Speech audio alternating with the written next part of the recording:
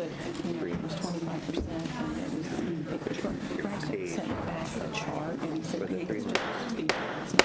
The Topeka City Council meeting will please come to order. 5 or 10,000. I ask you to rise as you are able and give your attention to Councilwoman Hiller for the invocation and remain standing for the Pledge of Allegiance. Thank you, Mayor. I want to introduce Pastor Jeff Rhodes. He is the administrative pastor for Topeka Baptist Church, the congregation of about 650 folks at 4500 Southwest Gage.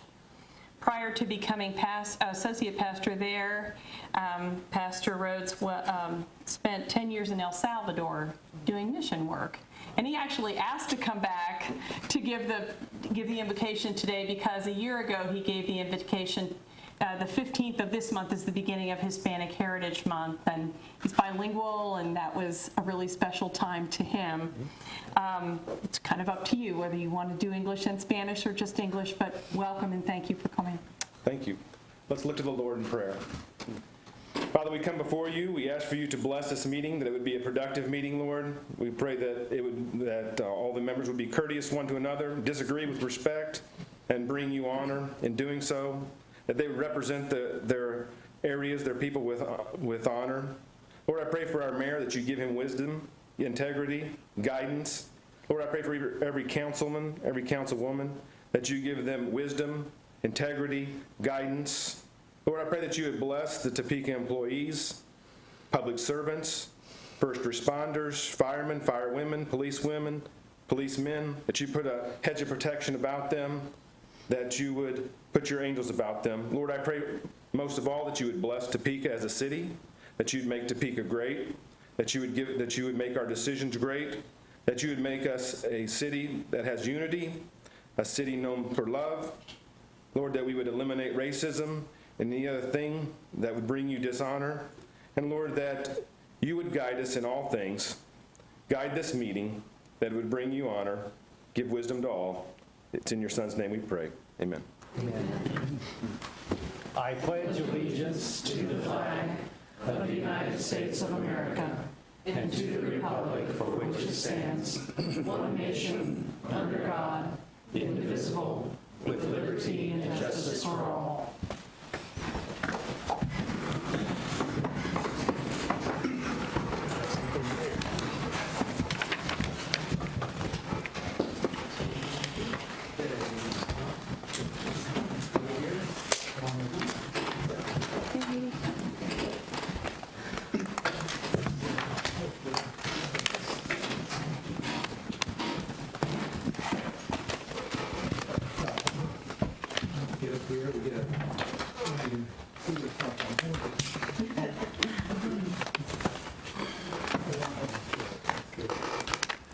Well, the Scroggins Award provides the opportunity for the Human Relations Commission to recognize individuals whose efforts eliminate discrimination and prejudice and advance diversity. In collaboration with Arts Connect, the Human Relations Commission is recognizing 2 poets whose strong message of tolerance and justice is touching and meaningful. These poets often work together as a powerful team. The 2 poets are Annette Hope Billings and Dennis Etzel. Also with us are Dacella Goodman, Chair of the Human Relations Commission, and Sarah Frizzell, Executive Director of Arts Connect. And I ask the other members of the Human Relations Commission and the members of the Arts Connect Board with us to stand so we can acknowledge that you're part of this process going on here. Thank you.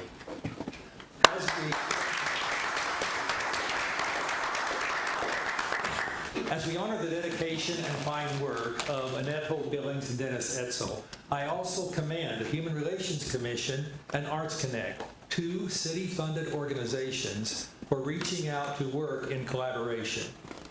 And Annette and Dennis, on behalf of the city, want to present you with these awards.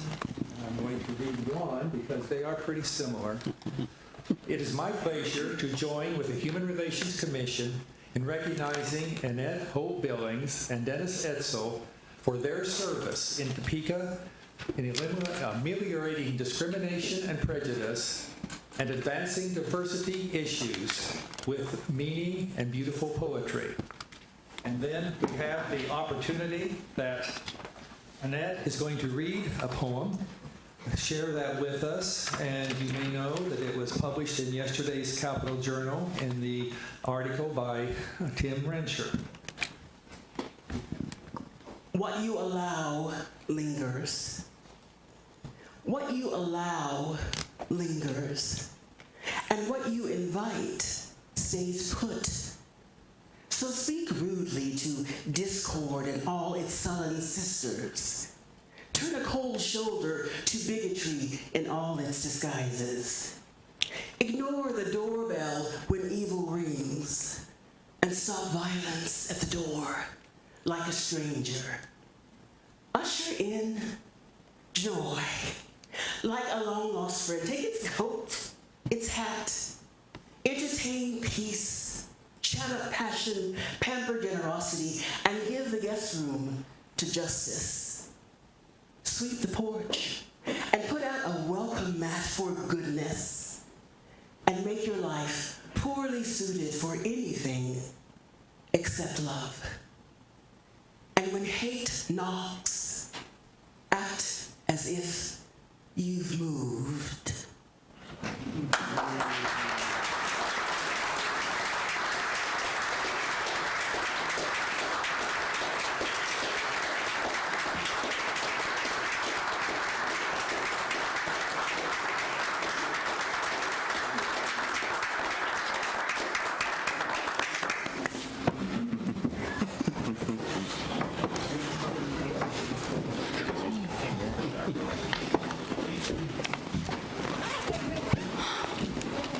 Okay, let's go home.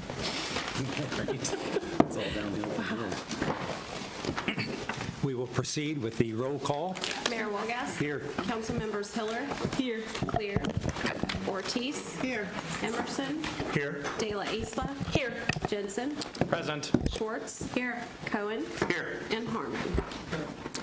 Councilwoman Clear is ill, will not be here this evening. There are no additions or deletions to the agenda, and council members, we do have 2 executive sessions following the meeting. I'll then proceed with the consent agenda. A is a resolution introduced by Councilmember Sylvia Ortiz granting El Shaddai Ministries an exception to the provisions of City of Topeka Code Section 945-150 at C concerning noise prohibitions. B are minutes of the regular meeting of September 5, 2017, and there are no applications. Okay, that is the consent agenda. With your pleasure. Councilwoman Schwartz moves to approve. Councilwoman De La Isla seconds. No discussion. All those in favor vote yes. Opposed, vote no.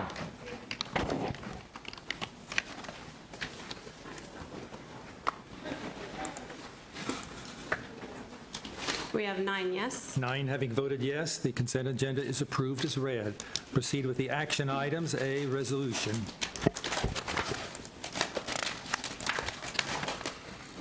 A is a resolution introduced by interim city manager Doug Gerber setting the public hearing to consider the advisability of establishing a community improvement district, CID, for the project at 240 Southeast 29th Street as more specifically described herein.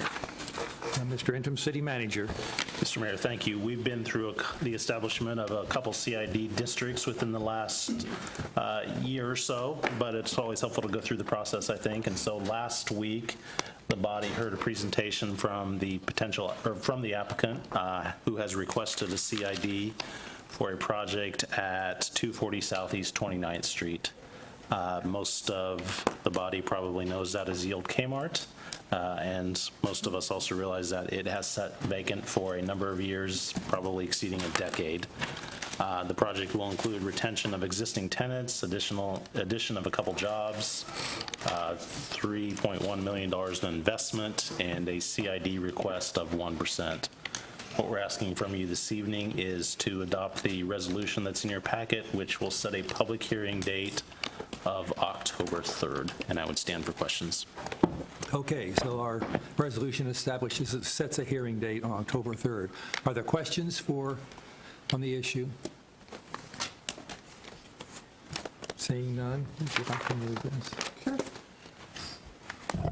Thank you, Mr. Mayor. I'd like to move for approval. This is in my district. I think it's long and overdue. Too bad they can't get the corners, but we'll take what we can get. Very good. Thank you. Councilman Emerson seconds. Any further discussion?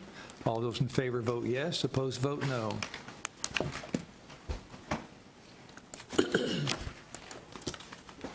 We have 9 yes. 9 having voted yes, the resolution is approved, setting the hearing date. Go to item B, public hearing. B is a public hearing to consider the adoption of a project plan for the Wheatfield Village Redevelopment District located near Southwest 29th Street and Fairlawn Road. Mr. Interim City Manager. Mr. Mayor, thank you again. The action requested this evening is to open a public hearing, and then as relayed to you in an email that you received from the city attorney this afternoon, at the conclusion of the public hearing and whatever comments are made, we would request from the body that a motion be made to continue the public hearing until October 3rd. As the body knows, we've talked about this many times, there's a lot of moving parts with this project, and we're still trying to get all those moving parts put together. I believe that the project representative, Mr. Johnson, would also like to make some comments after the public comments, and he'll reiterate what we've told you, that we're getting close to being able to present a package for consideration by the body, but we're not at that point yet, and so we would like to have the public hearing continued so that staff and the developer can work towards that agreement. All right, okay. Thank So you. we will then proceed with the public hearing. The public hearing is now open. We have 2 who signed to speak. The first is Sarah Anderson.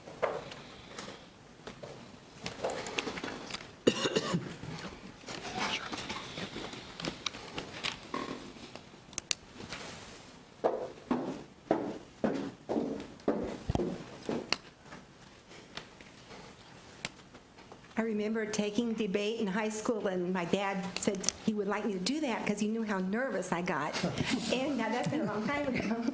And I thought today, I'm not really sure it helped or not, because I feel that way tonight. But I am Sarah Anderson. I want to thank Mayor Wolgast and the city council members, all of you, for the opportunity to speak. I appreciate the work that you do, even though I am not close at hand to your work as maybe I would like to. And for not only for your individual district, but for the whole city of Topeka. I've been a resident of Topeka for most of my life and have lived in District 7 for the past 12 years.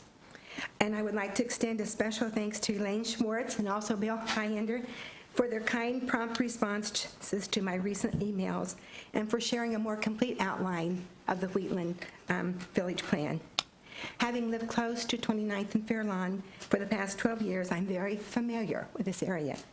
And tonight I would like to share my concerns regarding the proposed development at 29th and Fairlawn. If I had a title for my comments, it would be Another Look. And I wonder about how many times you in your life, the same as I have been going down a course and you thought, I know this is the right thing to do. And then someone close to you kind of taps you on the shoulder and says, have you thought about this? And have you thought about that? And I've had that happen in my life. I remember my mother and brother talking to me one time, and I was just so gung-ho to make a decision, and I was ready to do it right away. But I knew they loved and cared for me, and so I listened to them, and kind of kicking and screaming, listened to them. But you know what? They were absolutely right. I pondered it some more. I changed my mind, and I've never regretted that. It was actually good wisdom. I wanted to go with my original decision, but I'm so glad I listened. I have had the opportunity to briefly get an overview of the plans for this development and would like to share my concerns with you tonight, as I have taken another look at the proposed project. Originally, I thought there was just going to be a small strip of stores in this area, and obviously it needs improvement, but I had no idea that so much was being planned for this small area of land. Adding so many facets to this development, in all honesty, defies logic to me and to others with whom I've spoken. To put so many places in what is just a footprint of Topeka and already is highly congested, and I know that because I live in that area, has had many accidents and sometimes can be a nightmare to get through, even in the current status. And so I have a few questions for you. Do you feel you have adequately informed the surrounding community and sufficiently heard feedback from them? How many of you have actually driven through the current intersection of 29th and Fairlawn between the hours of 4 and 6 and at different times too? And have you seen the bottleneck of traffic already prone to so many accidents? I contend, why are we trying to put so many different places into this sliver of land? Have you considered other sites? I contend that the infrastructure is simply not there for such a grand plan, even with the changes that are proposed to be made. To get out of the development, there's only one road, and that's Fairlawn Road. It's a road that's highly used and highly congested even early in the evening. It seems to me that this development will be putting way too much pressure onto that road once you have people entering and exiting, going to restaurants, apartments, movies, shopping, etc. And could I ask for 2 more minutes? Well, let's wait, keep going until your time Okay. expires. And there is no. Okay.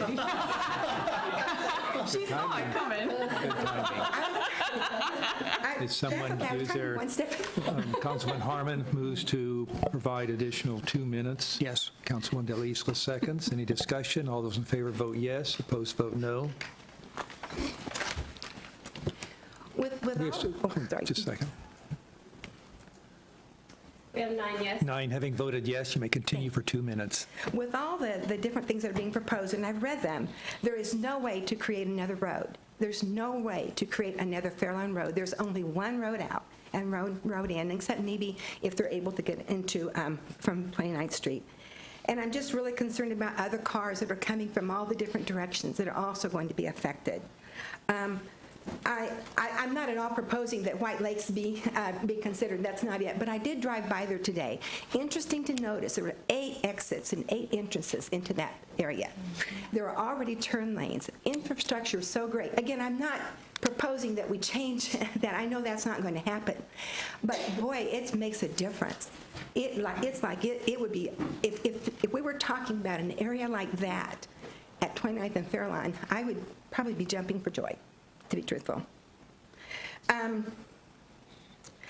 Let's see, I'm just going to try to shorten this a little bit. Already, I noticed that it's showing an insufficient number of spaces for the apartment complex, and I think that's something that's a red flag to me. The traffic impact study is currently assessing the impact of the proposed development plan on the surrounding transportation system, and I am very concerned about the surrounding transportation system. I just think we have to take a long, hard look at it. I'm there all the time. It's not good now, and it's the only road out. We don't have 8 entrances or 8 exits or 4 surrounding roads like the old White Lakes Mall. I realize that many of you would want to continue with the plan as it is, and maybe 1 or 2 of you will question it. But I just want you to remember that the majority is not always right. Sometimes you need to listen to the minority. It's not easy to change horses in the middle of the stream, but if nothing else, at least consider scaling down the project. I urge each one of you to take another look. Thank you. Thank you. Thank you for your comments. Councilman Hiller? Could I ask her a quick question? All right. I just wanted to clarify, I very much appreciate your remarks. You made reference to infrastructure, and when you said that, were you meaning strictly the streets and the transportation issues? Yes, and even though I read that they were going to have, a signal light at, I think, 28th and Fairlawn, and then have a right turn only, and then possibly coming off from 29th near I-470. I just don't comprehend how it's going to work. Okay. I wish I could, but I don't. So the infrastructure is all that included, and the traffic that we already. Well, when we talk about it, sometimes we're talking about water lines and storm sewers and things like that. Yeah. So I just wanted to make sure. I'm mostly talking about the streets and the traffic. Thank you. Yes. Thank you. Thank you for your comments. Next is Justin Titzman.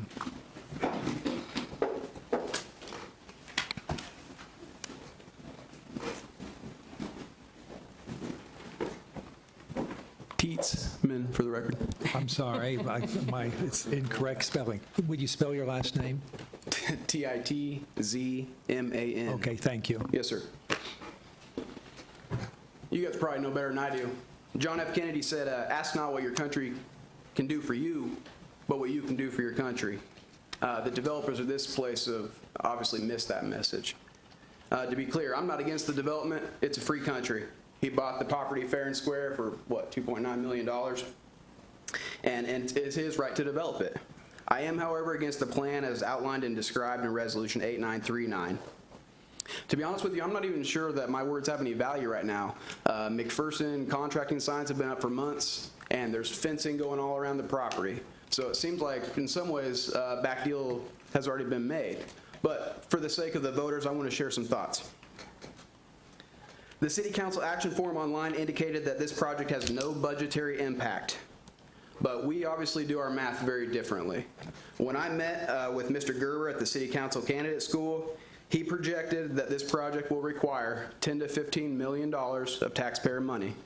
Now, in some ways, it's a semantic game. Deferring property tax increase, to me, is still a loss to the Topekan citizens. Okay? And I also want to mention that, Mr. Gerber, you've been a gentleman, but you did mention at this meeting, not necessarily for this project, but for the budget in general. Transparency is a word that I can take or leave. So I'm not really that surprised that the public doesn't know that this is actually going to cost them some money. Okay? I also disagree with exempting this project from sales tax on construction costs. We taxpayers pay a lot of sales tax. There's no avoiding it. We got to eat, we got to pay our bills. Okay? And you guys are wanting to give this rich developer an excuse not to pay his fair share. It's ridiculous and it's unfair to the struggling families. We got families lined up for food at these churches, and you guys want to give this a free pass on tax money. I'm not a fan of that, and neither are the voters. I also disagree with the SID district. This guy's getting greedy. At first we wanted 1.5%, now we're seeking 2%. He wants to increase sales tax to pay for his project. What risk is the developer taking? It seems like all the burden is going to be shifted to the taxpayers. And lastly, perhaps it's too late, but the establishment of the TIF district is bogus. And I think you guys know that. Calling this area a conservation district is silly. This was going to be the mini legends, right? And we could have increased our revenues and actually provided the services that we expect from city government if we had profited from this deal. Right? We gave you a half-cent sales tax increase, and I feel like essentially we're abusing the taxpayer by asking for more money to fund a private developer. I'm not a fan of that. And just to note, if this is a conservation area, it's only because the city neglected to enforce code there. I'd love another 30 seconds. Well, that's when you have 1 minute. Oh, That's thanks. when you have Great. 1 minute to conclude your remarks. I understand we all want progress, but it seems like every deal that we're moving towards in this district is shifting the burden to the taxpayer, and that's not fair. We gave you guys a half-cent sales tax increase, and you guys can do what you want with it, but to ask any more is unfair to taxpayers. Yeah, essentially, I just think you guys are giving this guy a free ride. He's doing this scheme all over the country. I think he took Osage City, Missouri for $60 million. It's in the Capital Journal. He's used to doing this scheme. This is how he does business, and it's unfair. We got people struggling in Topeka. We need to be taking care of the taxpayers and not private business. Thanks for your time. Thank you. Thank you for your comments. Is there anyone else wishing to speak? This is a public hearing. You don't have to sign up in advance. Okay. Hi, Bob Johnson, Polsinelli Law Firm, representing 29 Fairlawn LLC. We'll make it very brief. Just want to thank you again for having us here tonight. Want to reiterate Doug's comments that we do also support continuing the public hearing to October 3rd. We anticipate making a presentation at that time. Obviously, that's for two reasons: that we needed to file an amended CID petition, and so statutorily, we needed to reset the CID public hearing. We felt that it would make sense, would be beneficial to the city and to my client to have the TIF public hearing that same night. So that's reason number one. Reason number two is that we've had some very constructive discussions and negotiations with your professional city staff. We look forward to bringing forward a better package than we originally proposed based upon our discussions with city staff, which you'll have, of course, we would expect fully vetted prior to October 3rd. We expect that you would take a very, very hard look at it. And as we've stated before, we believe that this economic development opportunity is a great one for the city of Topeka. We look forward to putting on a full presentation to that effect on October 3rd. If you have any questions for me, I'd be happy to answer them. Are there questions? Seeing none, thank you. Thank you for your comments. Thank you. Other speakers? This then concludes the public hearing. And we will then be, if there is such a motion, we will continue this on to October 3rd. Deputy Mayor Cohen? Thank you, Mayor. I'd like to make that motion. Thank you. Okay, moving to continue the public hearing. Councilman Jensen seconds. Any discussion? If not, all those in favor vote yes. Opposed, vote no.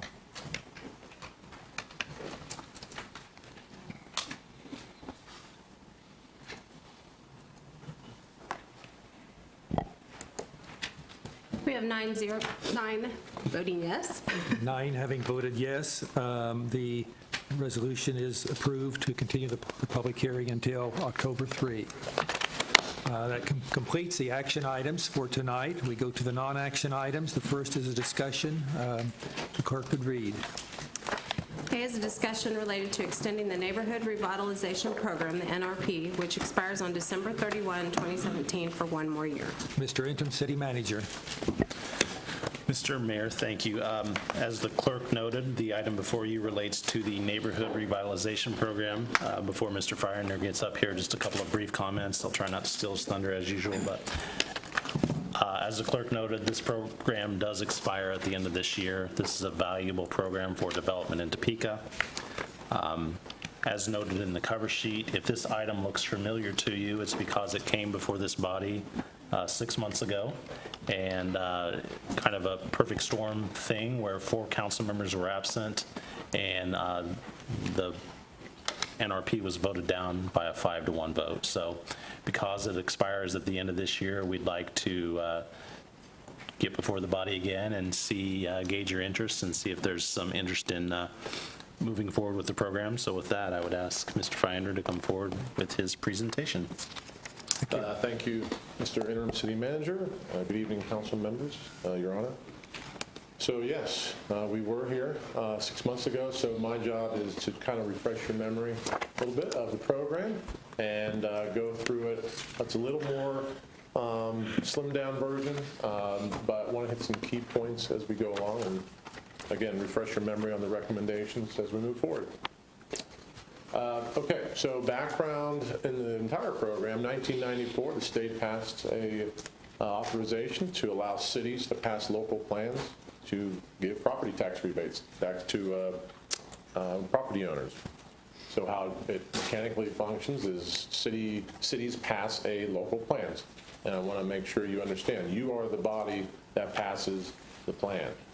Even though then we go out and ask the other taxing entities, which in this case we have 6, to participate through interlocal agreements. But no changes can be made unless it's made here at the governing body level, and then we take it to those other taxing entities to participate. We've done that 7 times since 1995, and as mentioned, we're here tonight because the current plan does expire at the end of the year. The model for the NRP really has 3 components: rebates, area boundaries, and the but-for test.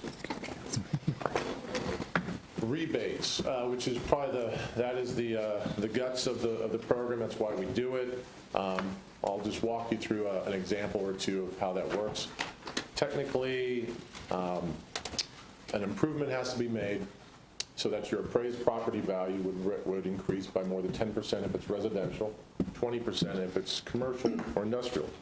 And if that happens, then you are returned at least 95% of the property tax increment over 5 to 10 years. All right, that was a lot to digest there, so let's break it down into 2 examples, 1 commercial, 1 residential, and you'll see a difference. Commercial-wise, you start with a building that appraises for $250,000 there last year. You add on to it, and now it's appraised for $350,000 this year. So you have an increment there of $100,000 that can cost in value. The taxes on that $100,000 is $3,961. and then you times that by 95%, and you see your rebate at the bottom there, a little bit over $3,700. So that's, so you're just getting the value of the rebate back on the increment that you caused by your improvements. And if you flip that over to a residential example using the same increment, take a piece of vacant land, add a house, you have an increment of $100,000 to it. The taxes in this case are $1,822, so it's much less, obviously, because the tax rate for residential is much less than the commercial. And you'll get about, in the same increment, you'll get about $2,000 less of a rebate, about $1,700 a year for a residential improvement.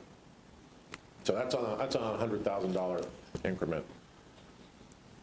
Okay, so that's the rebate part of it. Where does it happen? We target the area. The plans have, the last several plans targeted at-risk and intensive care neighborhoods, plus the former state hospital grounds. 18% of the city it covers at this point.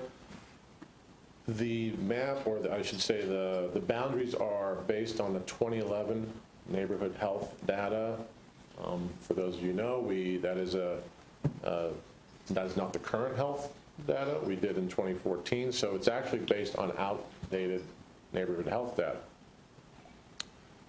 That being said, you can see the boundaries of the program do outline the neighborhoods that have the pink and the red, the at-risk intensive care areas. So we do also incentivize, the red areas, the intensive care areas, to have a fuller rebate than the pink areas. The last component is the but-for test.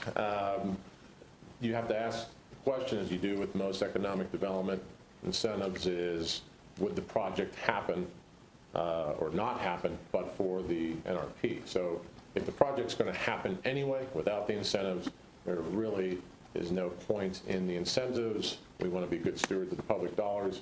In this case, we also have a pretty streamlined and user-friendly program, so how do we do that? There's no real application, there's no financial analysis. So what we do is our two but-for tests are really, we target the areas that are most investment challenged, which were those the at-risk and intensive care areas, which is where the need is. But we also have a deadline on the applications so that we don't run into a situation where somebody can come back after they started building and occupying and say, oh, I found out about the program, can I get the incentive? So we want to make sure they know and are using the NRP as a factor in actually doing the project before they do the project.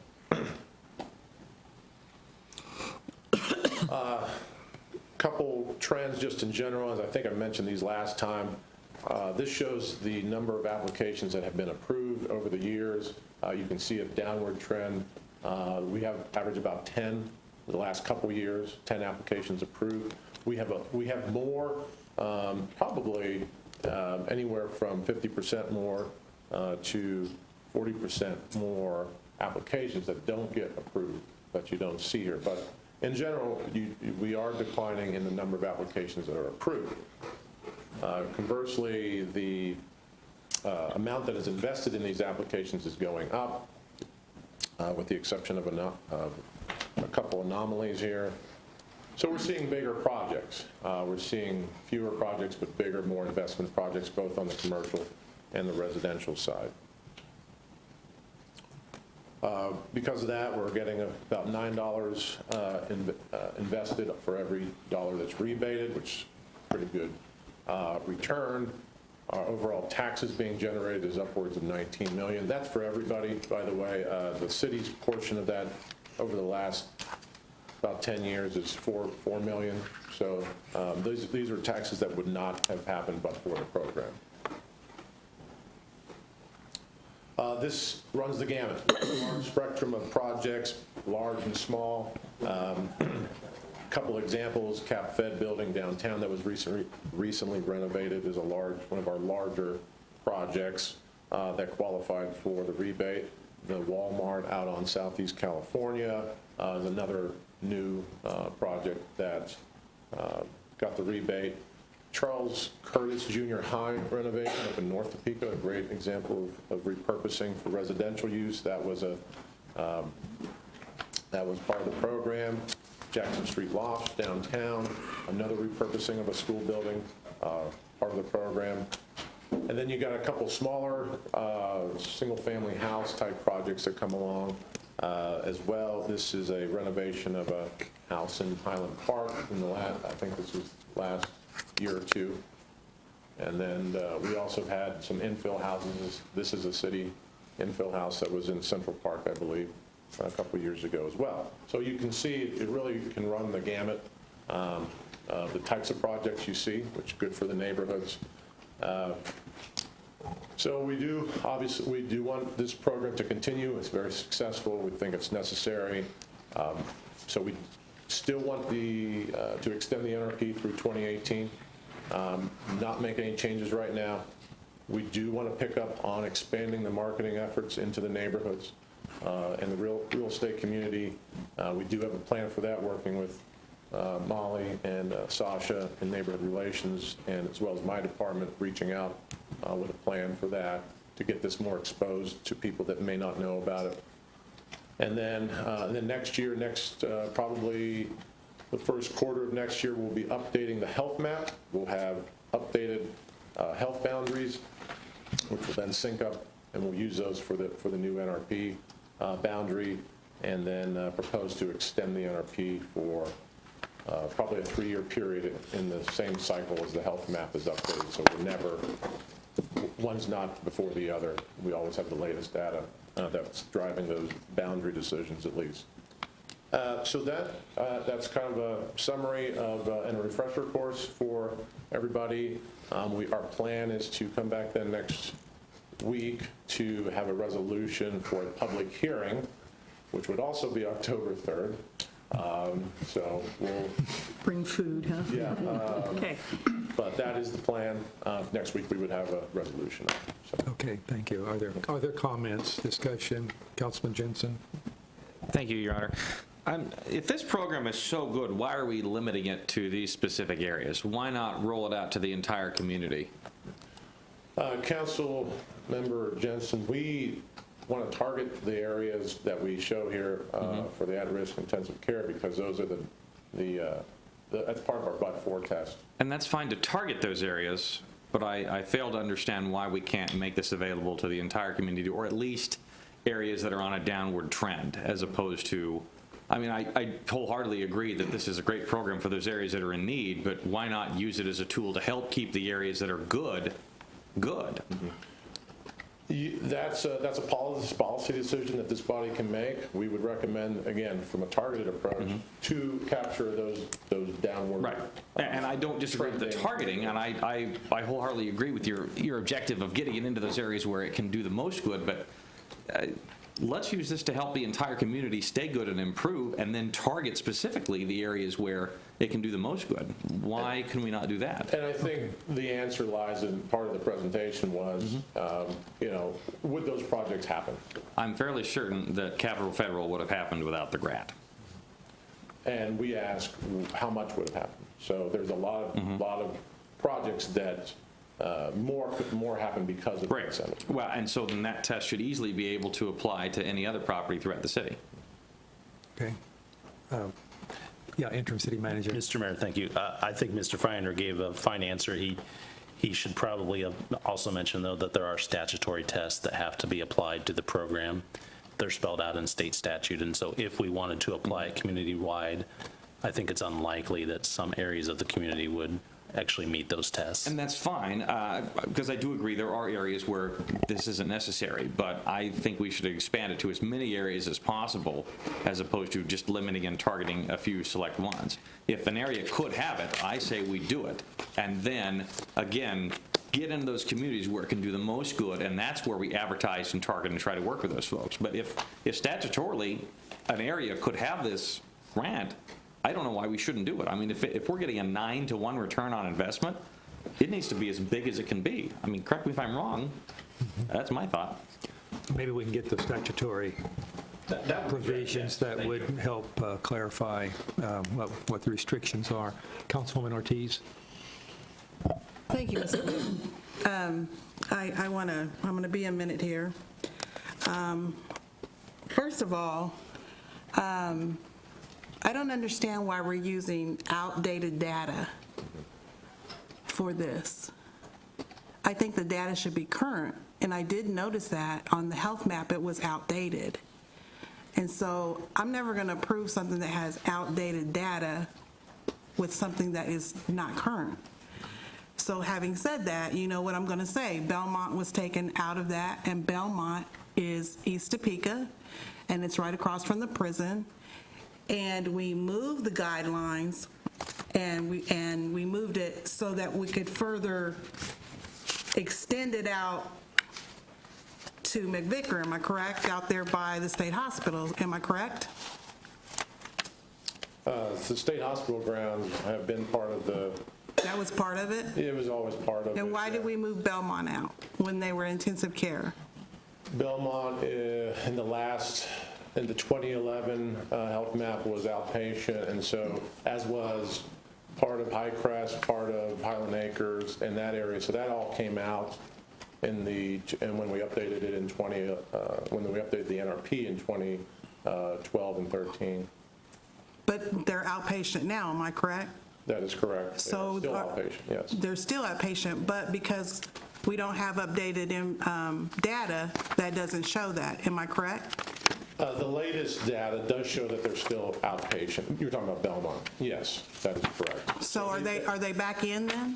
No, they would not have been proposed to be back in even with the new data because they would still be outpatient. So when we update the health gap next year, it may show a change. It may show at risk, which we would recommend then they'd be included at that point. Well, I was told when we took it out that it wasn't going to be taken out. That's what I was told, one of the things, but it was taken out. And I remember Councilman Chad Manspeaker asking that question. I did pull the minutes from that, but they weren't in there. But I do remember him asking that, by moving that, does that change anything? And your comment was no. So you're saying that that it's not going to be put back in until next year, or it might not, we won't know because we don't have the updated data, correct? Correct. Okay. That's exactly correct. Okay, because I mean, this has been included since the beginning of time. You know, we've been in there forever, Belmont and Highcrest. You talked about the but-for test. Okay, and I get that. When I think of revitalization, I think about what we're doing with the Kmart building, and it's an existing building, and we're revitalizing it. That's what I think about.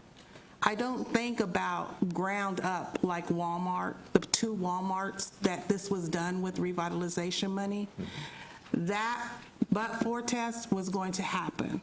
How do I know? Because I sat in with Mr. Akala, and we both talked to 501 to sell Walmart that property off of 27th in California. In that conversation sparked up from the 501, we have property over here at over here on McVicker, and so that's from the ground up. And so the tax incentives that are brought is over, is it 2 million, almost 2 million? From each one, or? Oh, for each of those Walmarts? I'm not sure the exact numbers. But I know it's pretty high, so I'm just kind of curious why we didn't do the but-for test on that. I love downtown. I agree. I hate to say this, but I agree with Mr. Jensen that Capital Fed would probably happen. You know, I agree with that. But when I think of revitalization, I think about us going in and revitalizing that. So I don't know why we're not looking at more of that as opposed from the ground up. Councilwoman Ortiz, what I would say is the program has always been designed to be as streamlined and user-friendly as possible. There's no financial analysis, there's no, like these others that may come up here, CIDs and tips. This is meant to be for anybody. And so anybody can apply. They don't have to have any special information as to why they need it. And so that can change. I mean, if that's the intent of the body, we could put more tests, if you will, in there, or more limitations on who can use it and what it can be used for. That is possible. But I would say that right now, yes, our but-for tests are what I presented. They're just targeting areas where we think development may not happen without the program. And then we also wanted to make sure this is an incentive, not a reward, just because you come in and build, and we'll come and give you. Well, and I appreciate you saying that, Bill, because, you know, like I said, Walmart was going to happen after they didn't know what to do with that property, and we talked about it. And this is for Mr. Henderson in his district, and I hope that he would the but-for test would have worked, Mr. Henderson, if we would have done the following. We put 2 businesses that were on the tax rolls out of business because Walmart came in and bought that. And that was the little Shriner guy and the smoke shop, that they were already on the tax rolls. And then Walmart came through there and took that away. And so that's what I have issue with. Yeah, I know Dillon's had their little, you know, they did theirs. Okay, I see that. But when we have existing entities already on the tax rolls and now we're waiting and we're not getting those, I just hope the council would look at that to do a better job at that. Walmart's going to build. They're going to build. And they're also looking at another store to build out west. So they're here to stay. But when we start shooting at that, so you want me to approve this, or what's coming before us, with an outdated map, is that correct? Our recommendation is, there's 2 choices. One is to update with the current map, current health map, knowing the health data will change next, at the beginning of next year, or wait for another 6 months until we can get that health data established and sync it up. So, yes, we are asking for a few months to get to that position. And I thank for that clarity, and I hope my colleagues heard that, because I will wait to make sure that there's other areas that don't get knocked out. Thank you, Mr. Mayor. Councilman Jensen. Thank you. So I would ask that you all put together a bit of a comparison for us. Let's look at what the impact would be if we just extended the current program or the timeline you're requesting. I realize that at some point we need these programs to match up so that they're on the same rolling timetable. That makes sense. I'd also like to have what it would be if we expanded this program to the maximum statutory possibility, and what the impact of the city budget would be if indeed we're going to rebate all this additional tax revenue, and then try to estimate from that what the return on that investment would be if indeed this 9-to-1 figure holds. So basically, I want to look at the existing program if we just extended it in its current capacity, and what a fully expanded program would be if we were able to maximize it to basically the statutory limits for the community. And let's take a look and see at what we can project impact to budget, what we can project the possibility for redevelopment and revenue growth would be for the city. I think it'd be real interesting to see what it would be if we just opened it up. I love the fact that it's streamlined and easy. I think keep that in both programs, and I think in the expanded one, only do the advertising budget to target those areas that you're saying that it's most needed now. So we won't change the expenditure in that case. I'd really love to see what the numbers would look like with what this could do to the entire city, if everyone's agreeable to that. City Manager.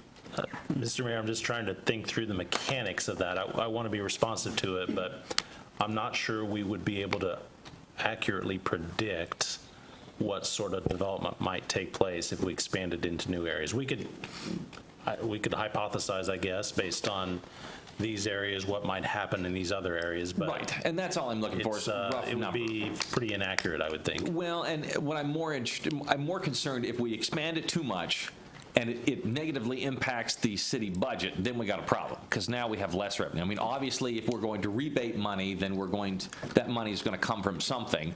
And so what I don't want to do is expand it as large as possible and realize, oh my gosh, now we're $1 million, or not a million, but 10, 20, $30 million down because we're rebating all that money. But Councilman, just to clarify, the budget impact, right now, the projects, we have 100% of zero. So there's no budget impact. Moving forward, if they happen, we would just have a smaller percent than we might normally. And so there's no negative impact. And I agree, and my point with that is, if it's not hurting us, why would we not expand the program to the statutory limits? If there's no cost to the city other than the administrative cost, I don't see a reason not to expand it. Okay. All right. Councilman Hiller. Well, can maybe try and help out with some of that. Recall, for instance, even with our budget this year, that if we want to give our employees tax increases or payroll increases of 3%, let's say, then we have to have a 3% expansion in the valuation of our tax base in order to cover that and any other expenses in our operating budget if we're just holding the line and not even growing as a city. So it's important to us to grow and to have values go up and to have people invest and collect sales tax and property tax as much as possible so that we thrive. This program, if I can kind of go back and just give us some context for the decision that we need to make soon, we, and in my opinion, wisely, rather than just setting up this program of neighborhood revitalization as an indefinite program, decided to set it up with a sunset in it, that every 3 to 5 years, whatever we decided, we would review it, so that we did update the data in terms of the levels, the challenging levels, whatever term we were going to use, the risk levels for the neighborhoods, so that we were appropriately targeting where the boost and the incentive really was needed, and we were not subsidizing where we didn't. And so it is appropriate for us to be consistent and to look at that each time we want to update the program. Staff, if I recall when you brought this up in the first place, was saying, and touched on a little bit tonight, we want to do a full, we're ready to do an update on our data. We'd like to go ahead, and we chose to make this a 3-year last time, correct? 5? Okay.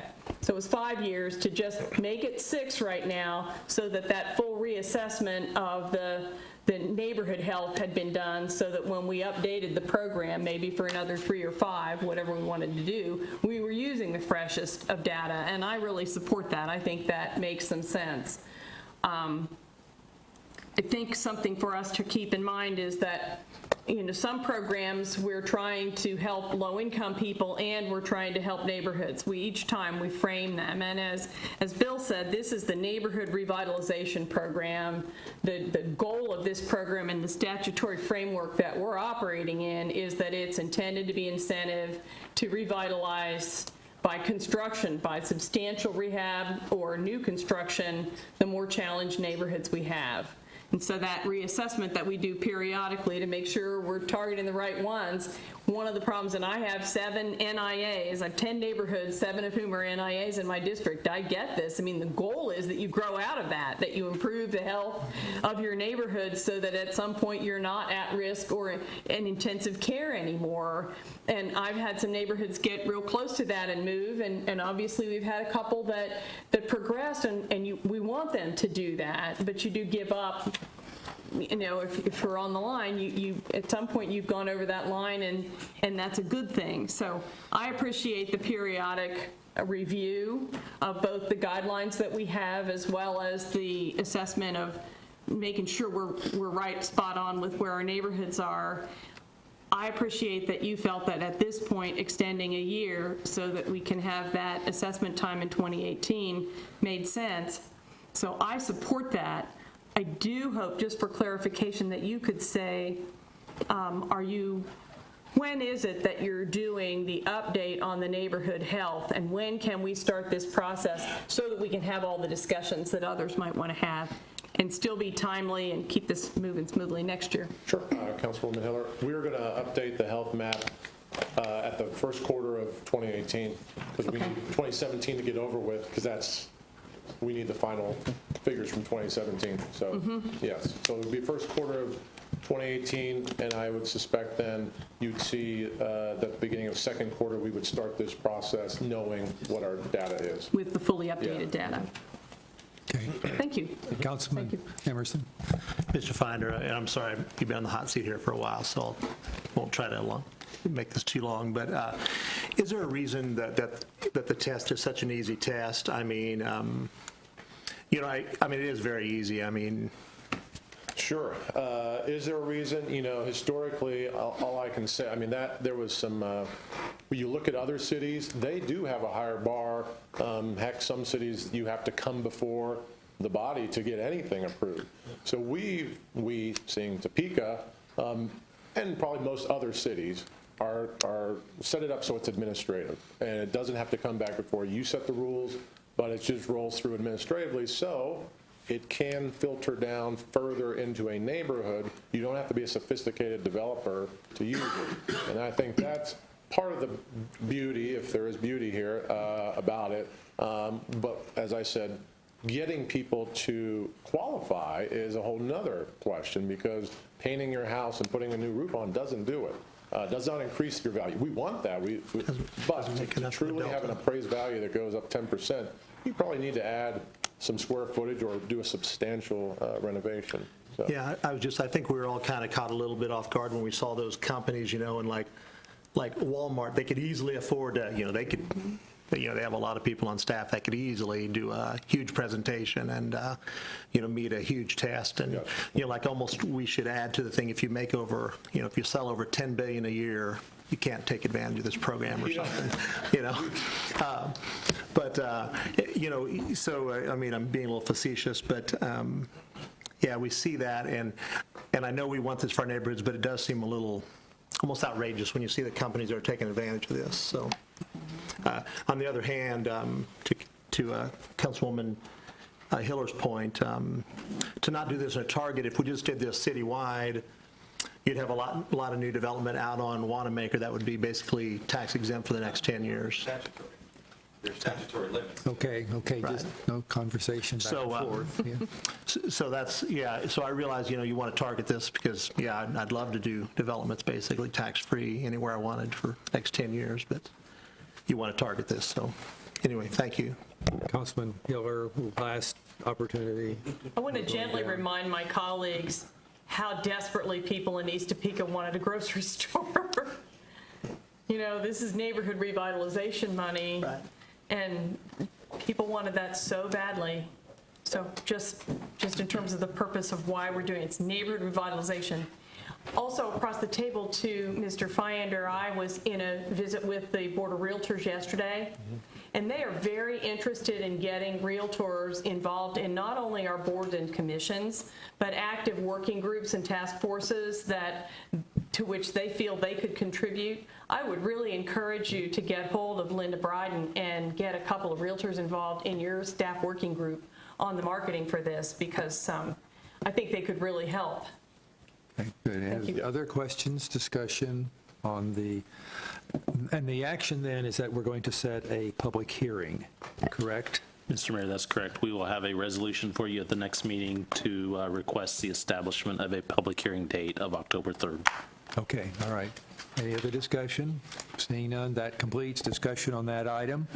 We go to item B. The clerk would read. B is discussion related to the preliminary findings associated with development of the downtown parking master plan. Mr. Interim City Manager.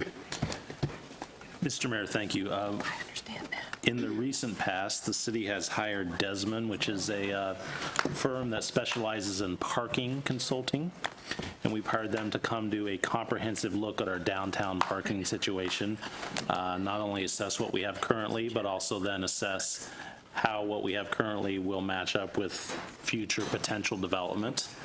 And so tonight we have Jerry Salzman, and he is going to present to you the findings of his listening sessions, of his data analysis, of what Desmond's done around town. I want to emphasize a couple points, though. He is presenting findings tonight. No solutions, no recommendations, just findings. This is sort of a phase one of maybe a 4-phase approach that will include an evaluation, which is what we're doing now, recommendations, then some policy decisions, and finally implementation. So we wanted to get this in front of the body. It's important that we agree on all the facts so that moving forward we can then appropriately make recommendations. Very good. Okay, thank you. Thank you. Thank you. Thanks. It's Look nice- forward to this. I hope so. I'm Jerry Salzman. Nice to be here. As you probably know, our study includes a look at supply and demand in downtown, a lot of stakeholder input. Several of you were there. A review of operations and technology and future conditions. That's what I'm going to talk about tonight. And then after this, will be a series of recommendations of all sorts, addressing all of the, at least as many of the issues as we can, and then some final recommendations. So, first of all, let's start. The study area downtown, it's really bounded on the north generally by Southwest 2nd and on the south by Southwest 12th, Tyler on the west, and Adams on the east. That's the area you can see sort of dashed in red dashes. Then within that area, in case you're interested, there are 2,057 on-street parking spaces and 4,200 and some odd off-street spaces. 3,100 in garages, city garages, and 560 in lots, city lots, and then the rest in private lots and garages. Excuse me. I should point out, actually, on the map and on all the future maps, the on-street spaces are shown here in the red lines along the streets. The city garages are the purple, the city lots are in blue, and then the little dots, both blue and yellow, are private facilities, private parking facilities, some of which are open to the public, some of which are not. But they're a resource that we can't completely forget about, even though this is a sort of a public parking study, because it's potential there. And then lastly, we superimposed on the map 2 circles, basically a quarter-mile walking radius, just to give you an indication of scale. And so when we talk about a quarter-mile walking, that's essentially 3 blocks, depending on which direction, you know. But it gives you some perspective on how things are laid out. So we began the study first talking to a number of people, a large group of stakeholders. Again, the primary stakeholder group we met with again today to go over this as we are doing with you. We met with the mayor and Councilman Heller. We also met with, we first did an online survey in addition to talking to the people. Which was advertised extensively on social media, and flyers were put out. I think we printed up several thousand of them, and remarkably, we received 476 responses, which is a really dramatically large amount. So people are clearly interested in parking, and they were very willing to go on and do it. In the back of our report, which I think you have, there's all the summary of all the questions and answers and all that. So we also met with the staff, because one of the things we're really looking at, and not just supply and demand, but really how the operations are working, how citations are issued, how technology is helping, or in this case, not helping so much, and how we can improve that. So we met with the administrative staff, the officers who actually are writing tickets, the maintenance people, the planning department, and lastly, several of your colleagues. So we then did counts, occupancy counts. We did some in May, we did some more in June, and then because the study doesn't go on for, a year, we received some data that the city had previously counted in various other months, so we could compare the occupancies and make sure that we weren't at a low point when everyone was on vacation or school was out, or those things, even though school, I think, was out in June when we did our counts. So the data that we're going to talk about is the highest of all of those, the highest occupancy. And so, and we did morning and afternoon and Saturdays as well. And it actually happens that the peak time was the morning, weekday mornings. And that is illustrated in the map that you can see. And what it really, so again, in this color-coded 85% occupancy is in red or greater, 60 to 84 is in yellow, and 60 or less basically is green or blue. And we still have the walk shed on here. So one of the interesting things is that overall, the on-street spaces, of which there's 2,000, remember, they're at peak 38% occupied. That's over the whole downtown. And the garages are 65%. The city garages are 65% occupied. In no case is that a sort of a capacity issue, because when garages get to 85 or 90%, then it gets hard to find the last few spaces. That's when you feel like it's crowded. But I think you would all tell me, if I don't tell you, that there's trouble finding parking sometimes. So if you look at the map, the red areas, those areas basically south of 7th Street, between, on Kansas and on Jackson, that area it does experience higher numbers. And that's where people feel the pressure now. And that's as, I think the data confirms that in the same way that people feel it. So that said, I think I can show you the afternoon one, which is very similar. Right now, you can find a parking space in any garage, basically, and you can find within a block or two, certainly within a block of virtually any on-street space in downtown, virtually all of the time. Now, so you say, why are you here? Why don't you go home? We looked next at operations.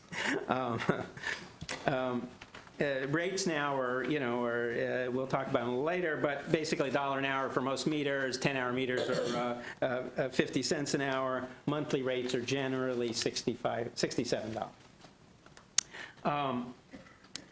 Citations have been, there were 12,000 last year. They've been decreasing over the last 5 or 6 years annually, although not the last couple of years.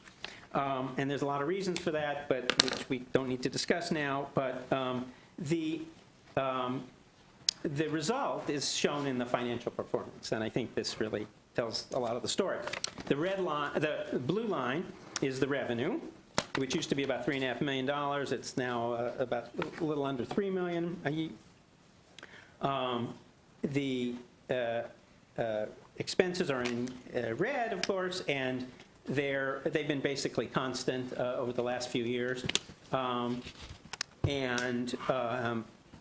the financial performance at the bottom, it has really declined from a surplus every year of almost $500,000 set 5 years ago to an increasing deficit. So that suggests, as an enterprise fund, that you need to be thinking about doing something there. We looked at rates in other places, not just rates, but other performance indicators of benchmarking. We can talk about that or not, but basically, you haven't really changed rates very much in the last 5 or 6 years, and so yours tend to be at the low end of most of the things, which many people might think are good, is a good sign, but it works against the financial performance on the other sheet. So we'll be back to talk about that. The next issue is the future conditions, because if there's enough parking now, generally, with a few minor, problem areas, what's going to happen in the future? We had really fairly extensive discussions with both the planning department and with the number of developers, and this is a list of developments that are realistically anticipated, I would say, over the next couple. The first group is over the 2 years, and then some others are a little longer scale. But the net result of that, if these developments happen as predicted, is an increase in net demand of about 800 spaces. That will begin to work down the surplus of existing spaces. What it really means, and this is what it might look like, if we assigned the demand from each development to the sort of nearest to garages and logical places. And what it really tells you is that the 9th Street garage, the Coronado, and the Park and Shop garages are going to get filled up pretty quick. And some of the other ones will have, and then the rest will spill over into other ones and to some level on street. So there's a lot more red on this drawing than there was on the previous one. And then after the 2 years, when the other developments happen, it gets somewhat worse, and several of the other garages actually begin to fill up. So you end up with 5 of the garages really at capacity, and then a few of the others less so. So,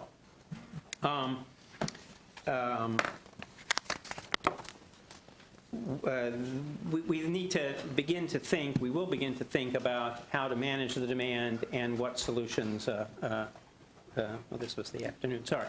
So, our key issues, when you sift through all of that huge amount of material. Again, there's not really a huge shortage of parking in general downtown, but there's some very localized issues.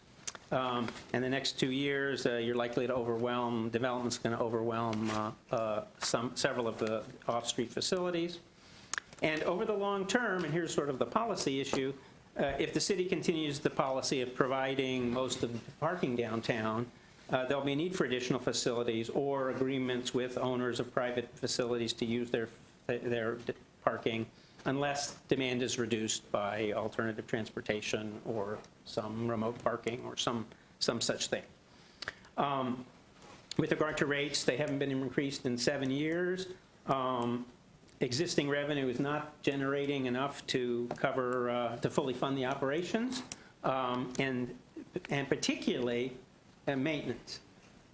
There is maintenance being done, but it's really coming out of what used to be profits, and if you don't have profits, you can't do that, and then the whole thing spirals.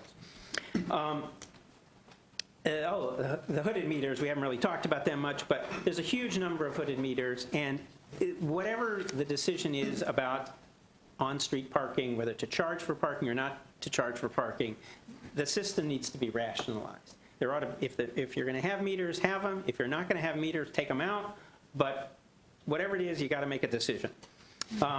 And in any event, you can strictly enforce the time limits. We can talk later about technology to do that, and it's just very confusing for people. And then lastly, there hasn't been a real need to differentiate price-wise in garages and lots based on demand. But as you get more development, that is the way to, in my mind, to manage, to think about managing, getting some of the people to go to a little further away. So then we have a few other policy issues for you. the on-street 2-hour limit, sort of the way the ordinance, whatever is written, it invites abuse. Because you can move your car to avoid ticketing. You're not required, you can move it just down the block, and you're okay for another 2 hours, and apparently there are people who come out of their offices, take a smoking break or a parking break, and they move their cars and all day long. So, again, the decision has to be made on the yellow hoods. There's some widespread abuse of ADA placards reported, but, and wayfinding, and I think I'd rather you focus on this one more than anything else. Wayfinding, especially for out-of-town visitors, is difficult. People cannot figure out when they come into town if the parking place in front of where they're going is full. They are confused at that point. And there ought to be a way. There are ways, but there needs to be a mechanism for them to find an off-street space or a lot or something easily. It will lessen their anxiety, and these days you can have people knowing where to park before they get in their car to come downtown, or come from, if you're coming to the state capitol from some other city, you find your way on Google and you get your, you know exactly where to park when you start.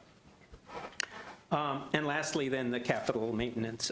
You need to have a capital reserve fund, and particularly in an enterprise fund like that, because when things happen, then you got to scurry around.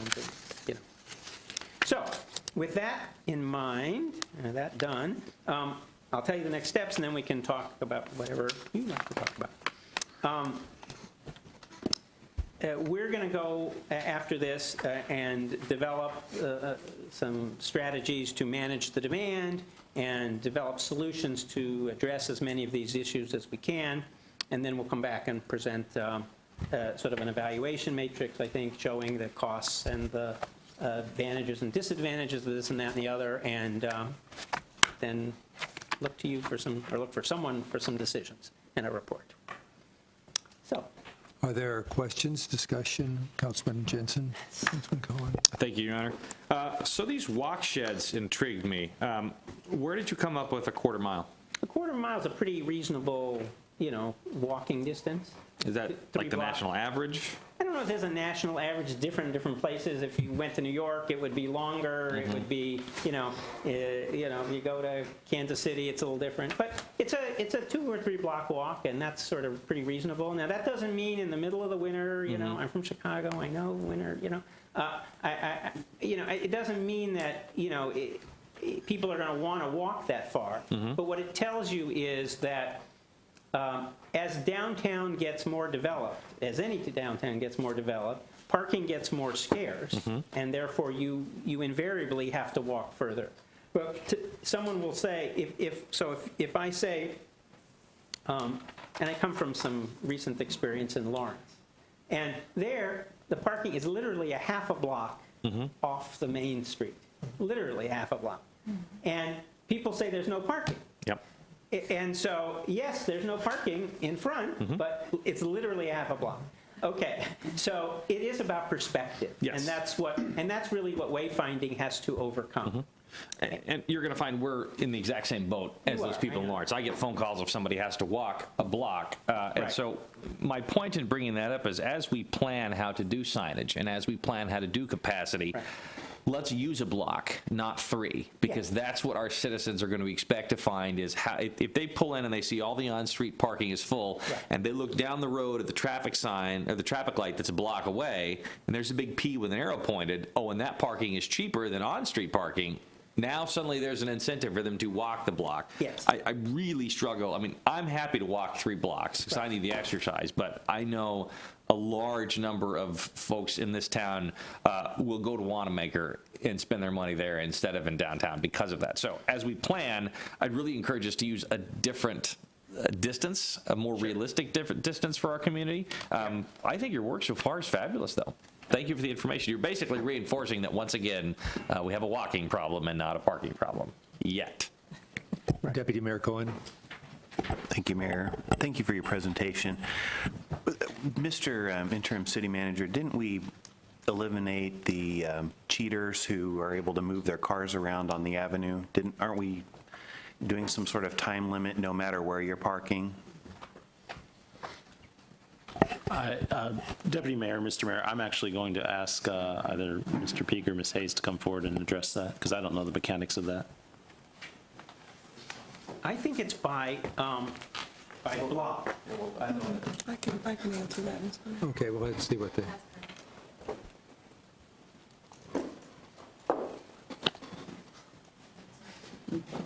Good evening, Council. Yes, it is by block. We have eliminated some of it, but not all of it. So there is still some issue with that. so could you explain what you mean by just a block? So if you move to the next block, it's okay? Is that what you're saying?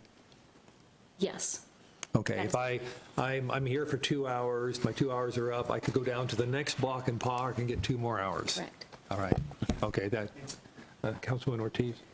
I'd like to say something. I've been involved in parking for quite a bit. I would have loved to have been at the meetings. This is incorrect. Handhelds only track parkers by block, not space numbers. Your handhelds, if you got 2 hours downtown, I don't care where you go, your handhelds, we need some training on them for several reasons. They put your VIN number in. I don't care if I'm at 6th Street or 10th Street. So when they put your VIN number in, it pops up if you've already been down there an hour. And that's how the tickets are incurred, $8, $16. If Mr. Mayor's downtown and he's parked for an hour and he goes home, Miss Anita, bless her heart, gets in the car and she goes down there, she's going to get a ticket if she's down there an hour and 15 minutes because those handhelds keep track of that. And I'll wait for the new city manager. There's some things, trainings on the handhelds that need to be, they think they have to key everything in. They don't. There's a button that does everything. You just hit the VIN numbers and it pops up. And I think we need some training on that. But I had that marked as that's incorrect. It's 2 hours. I don't care where you're at. And you're going to get a ticket if that car's down there per day for more than that. That's the rule in our area. Okay. Thank you, Mr. Mayor. Okay, Councilwoman Schwartz. Thank you. I can vouch for that. I used to work for Department on Aging at 5th and Kansas, and I got several parking tickets no matter what street I was on if I tried to move the car. That's right. So I don't think we do it by allowing people to cheat. So, and that is a moneymaker. Okay, all right. Intermayor. No, thank you. Councilman Jensen. Sorry. So I'll have to ask you to come back up here. I apologize. So is the issue with the parking, the gadgets we're using, the fact that they're not connected to a central database and they're not polling if you've already parked? Is it only because they're stored in a machine? It seems like there's some confusion, because my understanding is the rule is that you can only be in downtown for 2 hours on the service street parking. So what is the answer? Is it our technology doesn't track that, or our users aren't entering it correctly? Interim City Manager. Mr. Mayor, Councilman, I think there is some confusion, so rather than have us answer that on the fly, we will look into that and take into account the Councilwoman's comments about putting the VIN numbers in and verify that for you. Because if there is a need for us to change the policy, then I would love to do a resolution right away, because my understanding was you were only limited to 2 hours in the entire downtown area. But obviously, if we're not tracking that properly, then the issue is on us. Yes. Okay, are there other questions, discussion on the parking plan study? Councilman Ortiz? And I do agree with the widespread abuse of ADA placards, that they are being abused. People are using them to do that, and I do agree with that. I don't know what the solution is to that, but I do agree with that in your report. Thank you for your report. There's something else, Mr. Mayor, I had it.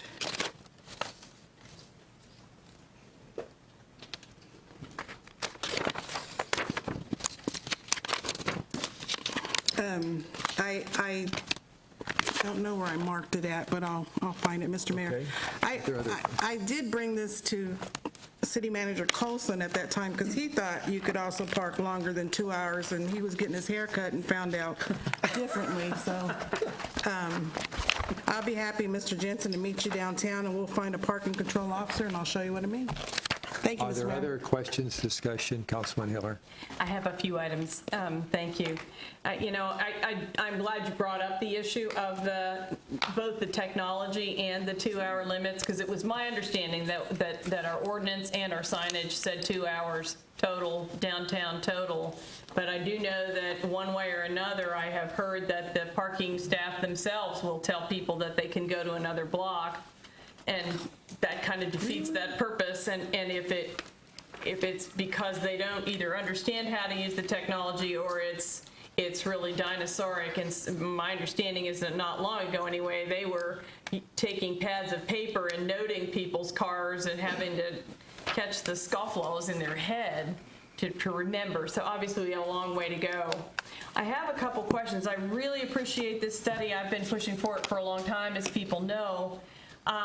Is there a reason why we looked only at the new development plans that we know are already on deck, rather, for the next 2 years and then maybe up to 2 years after that, rather than looking at full occupancy for downtown? Obviously, we'd have to make an estimate of how much of that would be residential, how much would be office, and how much would be retail. But that's going to be more than these numbers, isn't it? So if you could respond to that. Yes, it would be more than these numbers. It may or may not ever happen.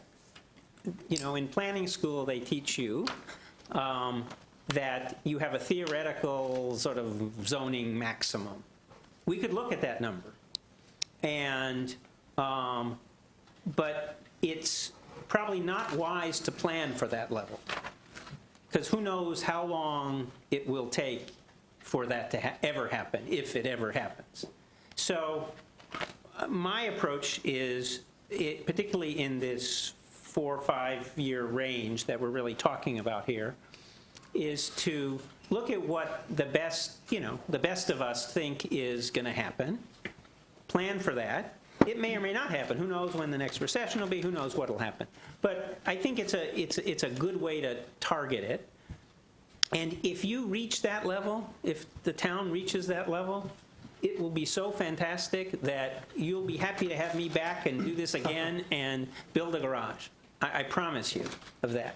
I think you take small steps. You do this much, make sure you're covered for this level of development, get your technology set for managing the system, and I think, first of all, you'll find you have more, once you're able to manage things a little differently, you'll have more spaces, because you'll have more, you'll encourage people to move around, and unused spaces will get used. Overly used spaces will become available, and then you'll move on to the next step, which is to do that. But we could look at any option you want. It's really, you could look at double this, and I would tell you right now, all the spaces will be filled if you have double this level of development. Understood. I guess I just don't want us to be at this point again, because part of what we certainly run into, and I am thrilled at what's happening downtown, is that there has been hesitancy on the part of businesses, as well as potential residential developers, as well as potential shoppers and residents about parking. And I want to, with this study, to deliver to all of them something that demonstrates really clearly that we thought that through. So if we need to reserve, right now, we've got land that can be developed. If we need policy that I imagine other cities have, based on that like 10 or 20 year out, that for every 2 stories we go up, we go 1 story down and get parking underneath buildings like really big cities do.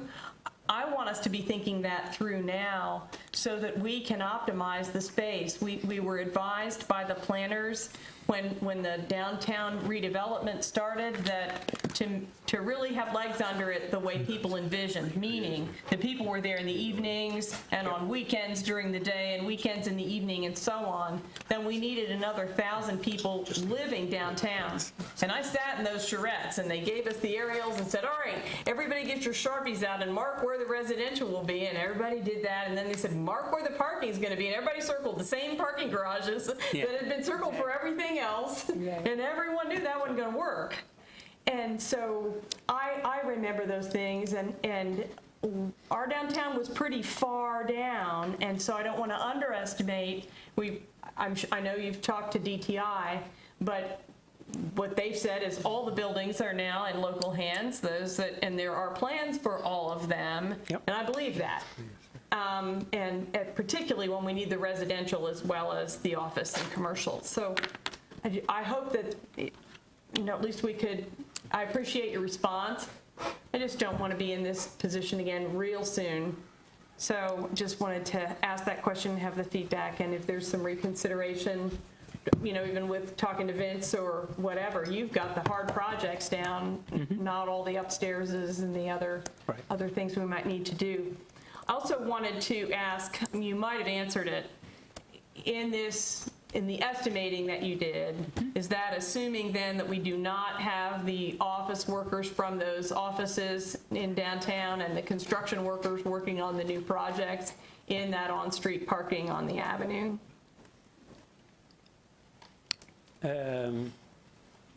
I think it assumes the same, you're talking about new office workers or the existing office workers? Any of them. Well, I think it assumes the same people who are there now, anywhere in downtown today, are going to stay there, and then you're going to add the 800 more people.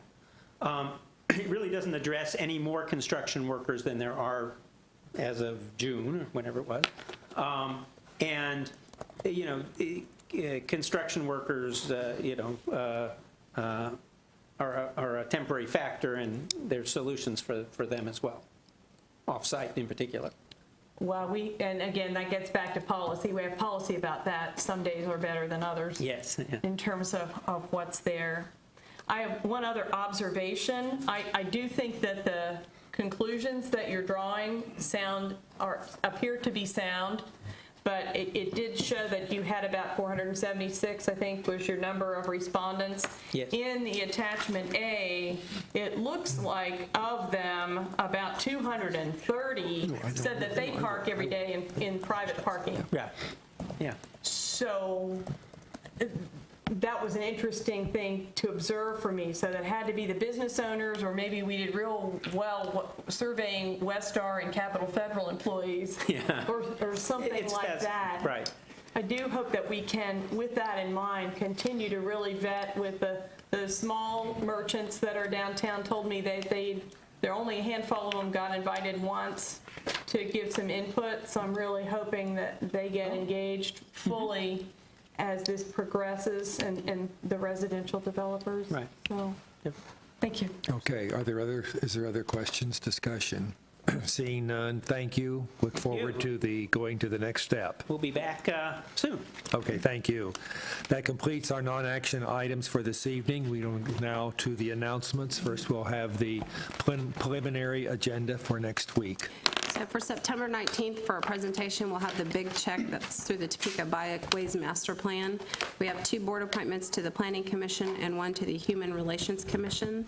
We will have on the consent agenda an ordinance for expenditures and a resolution for tailgaters for a noise exception. Action items include the resolution for the Neighborhood Revitalization Plan.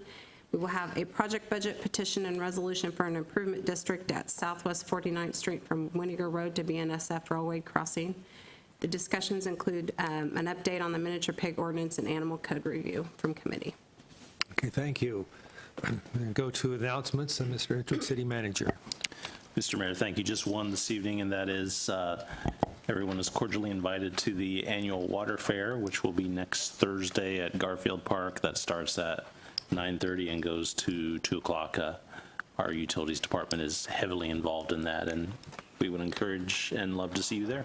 Okay, thank you. Councilwoman Hiller. I have just 2.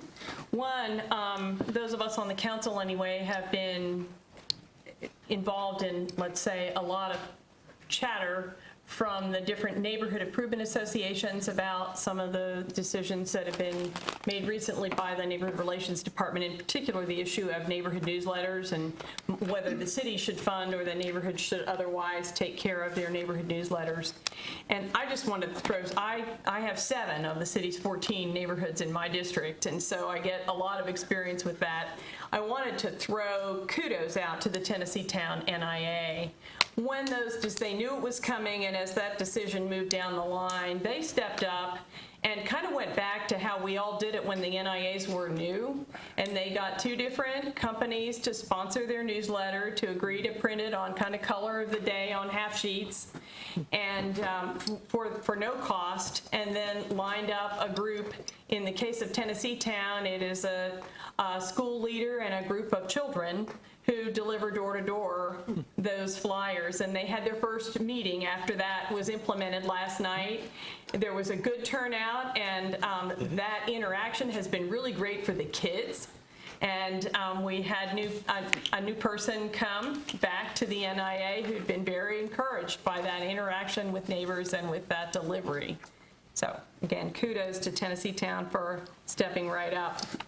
The other thing is that I had sent an email, I forwarded an email to all of you about the prospects of Topeka's, Sumner and Monroe schools becoming part of a serial nomination to the United Nations to becoming UNESCO World Heritage Sites with other African American historic sites, kind of from Kansas and looping through the Deep South up to Washington, D.C. And Councilman Jensen asked me yesterday, or asked me today after he got that, whether there was any cost to the city to be included as part of that UNESCO nomination. I just wanted to share my answer to him. There would not necessarily be any cost to the city for us to step forward and get ourselves fully positioned to become part of a UNESCO World Heritage Site nomination. To do that, however, we do need to get Sumner School back and get it up and going so that we have both Sumner and Monroe saved and active. And we also need to have a thriving, engaging community context for those sites that includes heritage tourism and/or active engagement in diversity issues. I think we can do all of that with private effort and private funding, but we do need to step up to be part of that.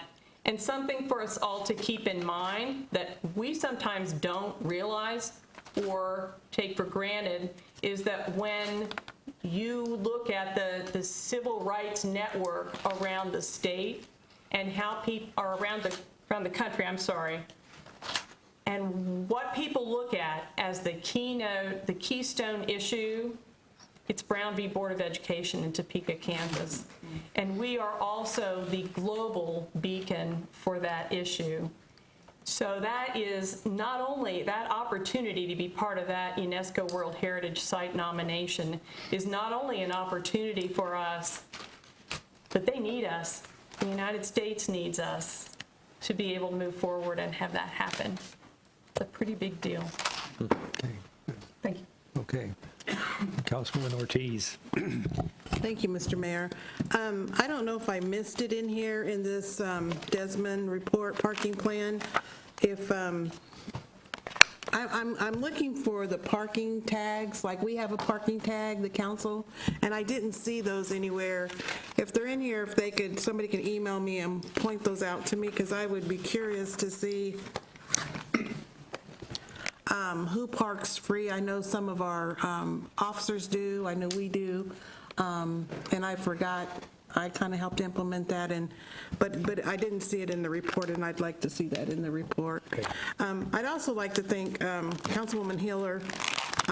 We took those taxes, those back taxes, and we called several people on that list, and I was serious about it, and she was, and we did that, and I just want to publicly thank you. There's gentleman, Larry Johnson, that had passed away, and I know Karen had talked to his wife. So sometimes things just slip by us, and I just would hope and encourage, if you guys know somebody on that list, that we would kind of do that. Thank you, Mr. Mayor. Thank you.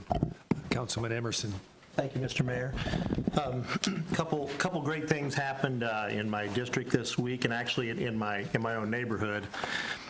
One was a couple of my neighbors organized a neighborhood cleanup, and we had 30 people come out this past Saturday and did everything from cleaning street signs to, we did not mess with fire hydrants, but we did power wash a couple of them. But they, trimmed grass and everything, and just freshened up paint and stuff, and just did a fantastic job. It was just a great way of getting people out, and what I loved, there was no city involvement. It was just neighbors helping neighbors, and I loved that. But then there was something, Monday morning or Monday afternoon, we came home, and there's a little door tag hanging on our door, and it said, "Sorry, we missed you." And it was a thing from City Public Works.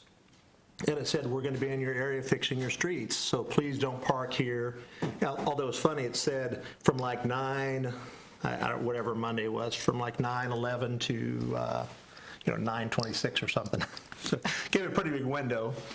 But to their credit, they were there yesterday and started, and they're about halfway through with our neighborhood fixing those transverse cracks and doing a great job. So I just thought, what a fantastic way. I mean, they came and notified everybody in the neighborhood they were going to be there. So nice job, Mr. Peak. So thanks a lot.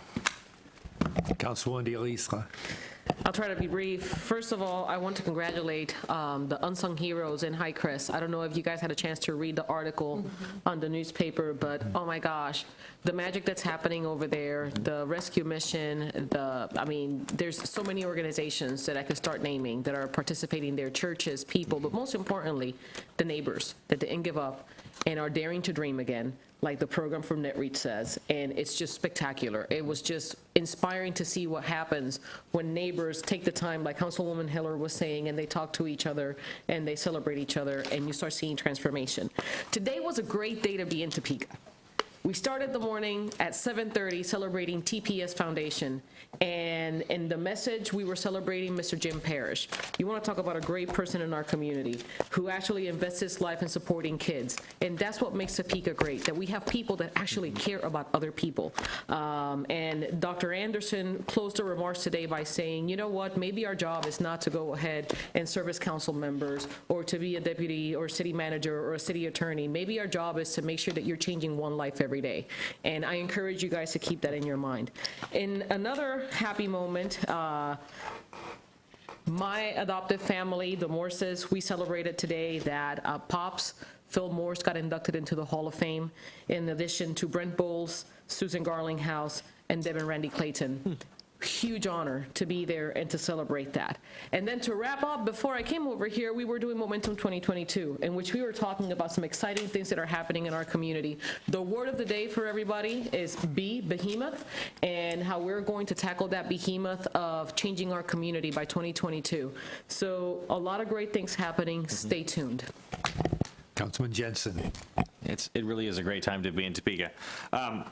Yesterday was 9/11, and I just want everyone to remember that that was a heavy day for our community, or for our country. I'm just encouraged by how we as Americans have come back from that, and how there's so much change happening in our country and our community, and how we are still the shining light to the world of how society can be and how people can work together.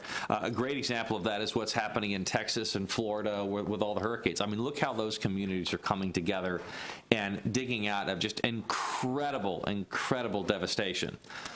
With that said, look what those folks can do, and then look what we can do in Topeka. If they can come back from that incredible trauma down there and rebuild communities, for us, igniting our little community in Kansas and growing it and being the shining light of our state should be no problem whatsoever. So for the rest of the week, and really the rest of time, I want everyone to remember that if other communities can come back from worse devastation, our problem should be no problem for us to handle it all, as long as we work together. Have a great week, everybody.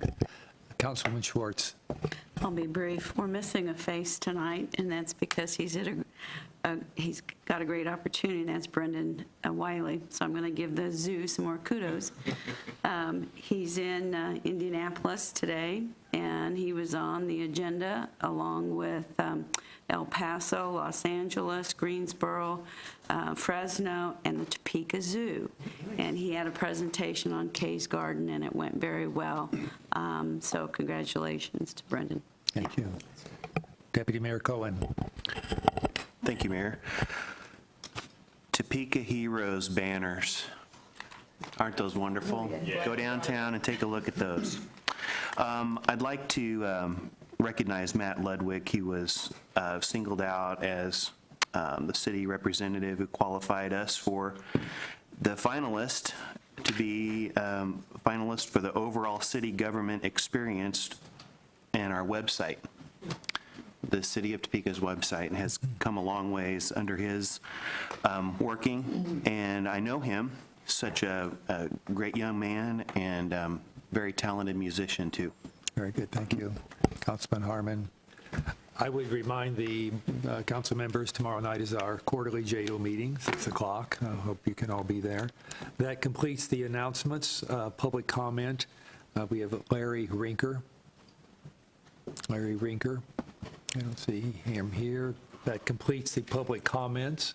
Next, we go to the executive session. If the city attorney would provide the parameters for the first one. The motion is to recess into executive session for a period of 20 minutes for consultation with the city's legal counsel to discuss attorney-client privilege matters related to potential litigation as justified by KSA 75-4319, subsection B2.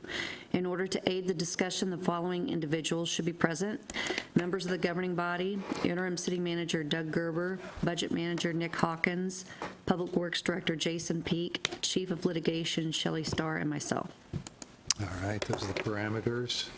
Deputy Mayor Cohen moves and Councilman Harmon seconds. Any discussion? All those in favor vote yes, opposed vote no. We could perhaps have a brief break. Yes. Let's get over it. So I'll be right back then.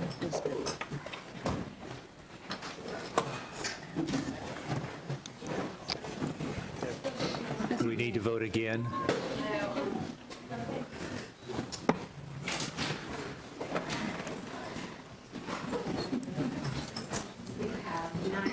Nine having voted yes, we'll go into the executive session when the room is clear. Let's take a break. What time's Jeno? 6? No. Jeno. It's 6 o'clock. Just a couple minutes, man. Yeah, 10 minutes. Well, as soon as we get back. Yeah.